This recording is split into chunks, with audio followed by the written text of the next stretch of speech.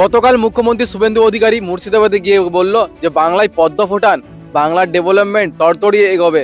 উন্নয়ন যদি চান, হাতে কাজ, পেটে ভাত, মাথায় ছাদ, সোলার আলো, আরো স্কুল, আরো কলেজ, আরো রাস্তা, আরো ব্রিজ, ঘরে ঘরে নলে জল, কৃষকের অধিকার, পরিযায়ী শ্রমিক বাড়ি ফিরবে, তার স্ত্রী কন্যার পুত্রর সঙ্গে বাড়িতে থাকবে, বাবা মা সেবা করবে।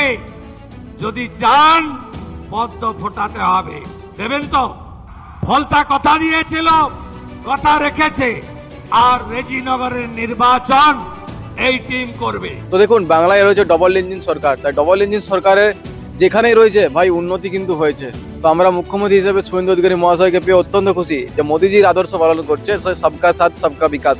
কে হিন্দু কে মুসলিম ডোন্ট ম্যাটার, এটা ম্যাটার করে না, কিন্তু বাংলায় ডেভেলপমেন্ট সব জায়গাতেই হবে। তো ধন্যবাদ আমাদের মুখ্যমন্ত্রী শুভেন্দু অধিকারী মহাশয়কে এবং মোদিজিকেও অসংখ্য ধন্যবাদ।